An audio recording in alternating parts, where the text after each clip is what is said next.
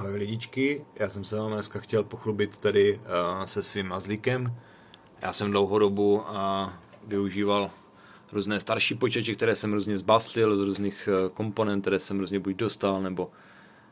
někde sehnal vyřazené, rozbité, opravil. Smontoval si z toho nějaký vlastně počítač, dal jsem si tam nějaký serverový procesor z AliExpressu z Číny, což vlastně jsou vyřazené staré serverové procesory, které mě ještě dodávaly celkem solidní výkon, ale už jsem si řekl dost a koupil jsem si tady něco, postupně jsem si začal vlastně skládat nějaké komponenty, abych měl něco takového jakože pěknějšího, modernějšího, takže mám tady takovou zajímavou case od Cooler Masteru, koupil jsem si tady pěkný takový ten moderní procesor, poměr cena výkon, taková ta střední třída Ryzen 5 3600, což nabízí za slušné peníze pořád celkem pěkný výkon. Měl jsem tady takový ten klasický, ten chladič, co vlastně člověk k tomu dostane zadarmo, ten chladič, ale o tom se ještě povíme dál. Ještě vám řeknu, základní diska je Gigabyte Aorus Elite B450, což je taky taková střední třída. Pro ně jsem si do toho tady koupil 8 GB DDR4 ramku 3200 MHz, je to HyperX Fury, ale ono teďka to tady úplně asi nevyplyne tak přesně. Svítí teda celkem pěkně, ale přece jenom výrobce Corsair nabízel ještě trošku lepší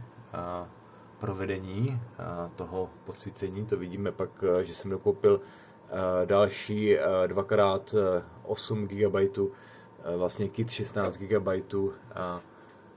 ramek od Corsairu, které má ještě takové hustější to podsvícení. Líbí se mi teďka, jak to tady pěkně ladí současně vlastně se zdrojem. To je nějaký taky Corsair RGB. Tady to je taky vlastně ta základní deska, ten Gigabyte je vlastně taky celkem tady pěkně podsvícený, takže to pěkně ladí, takže jsem uvažoval, jak vlastně vyupgradeovat tady ten základní, ten chladič, který byl zadarmo za něco lepšího, takže jsem volal nějakou konzervativní cestu, když jsem pokukoval i pro nějakých vodnicích, takové ty řešení 3 v 1, mám tady na to vlastně spousta místa, mohl bych mít vodníka vlastně tady nahoře, tady vzadu, nebo tady vepředu úplně přes celé to pole až dolů. Jedna to je tady udělána taková šachta, ale zatím jsem tady tuhletu možnost opustil, chtěl jsem něco konzervativnějšího, taky něco, aby to trošku pěkně svítilo a aby to tak jako se to všechno tak barevně pěkně doplňovalo, ale přesto jsem skončil u takového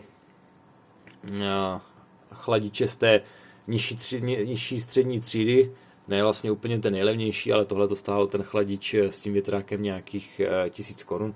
To už se tady vlastně jenom tak připne a já už mám naobjednané větráky od Cooler Masteru, vlastně stejný výrobce, akorát, že celé pěkně podsvícené a i s takovým několikanásobným prstencem podsvíceným kolem dokola, takže bych mohl pak celou tu skříň ladit všechno v jednotném designu toho RGBčka. Tak, no, jenže zatím nějak musím tady vystačit tady s tím větrákem, protože ten, co jsem si vybral, tak ten už se ani na českém trhu neprodává, musel jsem ho sehnat na zahraničním e-shopu, takže to jeho doručení může ještě trvat. Vlastně musím ještě přeměřit další ty větráky, jako tady tenhle ten není podsvícený, vlastně tady mám další volné ještě pozice tady nahoře, takže myslím, že ještě nějaké celkem 4 ty podsvícené větráky bych tady uživil. No a jak říkám, zatím musím vystačit s tím, co mám, a já teda jsem byl tak jako trošku nemile překvapený včera, když jsem to tady spustil, že přeci jenom oproti očekávání jsem tam začal slyšet nějaké zvuky, které jsem ani předtím jsem s nimi neměl problém, nějaké vibrace a takové nepříjemné zvuky, takže jsem dneska začal pátrat po tom, co by mohla být příčina tady tohohle problému. Já takhle možná se mi podaří takhle šikovně zavěsit ten ventilátor takhle jakoby na ten háček a zkusíme si ho tady pověsit, jestli náhodou z těch lopatek nebudou patrné nějaké vibrace. A je. Tak to se nám tady pěkně kmitá. A teda nechci výrobci tady toho chladiče jakoby nějak křivdit, jo? Jako já nevím jasně, jestli je takhle úplně dobré to takhle zkoušet, ale přesně podobné frekvence nebo rezonance se mně vytvářely i vlastně na tom chladiči, což vlastně mohlo pak rezonovat celou základní deskou. Tam na patici vlastně procesoru to mohlo pořád vlastně vytvářet nějaké vibrace, takže to já bohužel takhle teďka aktuálně nemůžu nechat. A pokusím se aspoň ten ventilátor u zatím nejmenovaného prodejce zkusit reklamovat a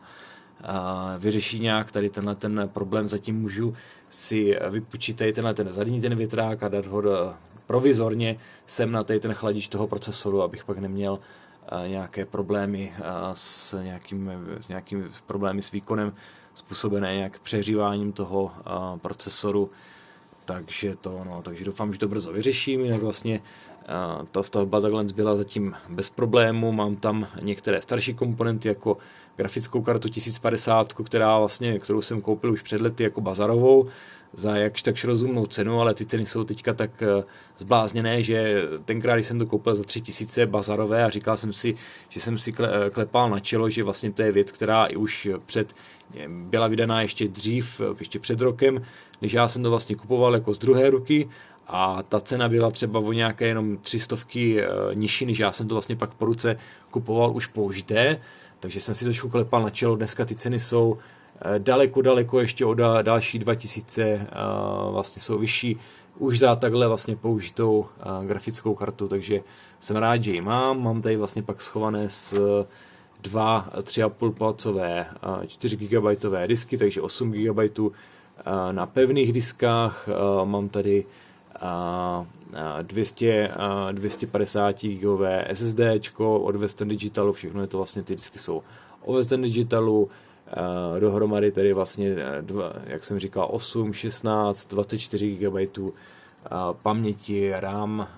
ta grafika je 4 GB, takže jsem s tím zatím tady jakoby spokojený a můžu tak jako postupně si ladit ještě nějaké věci na vizuál, ale kromě toho, že to je takový pěkný lapač prachu, tak přece jenom to není tak hrozné. Za mě se mě to celkem líbí, až teď přidám další 4 plně podsvícené, adresovatelné, barevně podsvícené ty větráky, tak to bude vypadat ještě líp. Takže já doufám, že to tady tohle brzo vyřeším a dám vám vědět, jak jsem potom s reklamací dopadl. Takže jo, tak zatím se mějte, čau.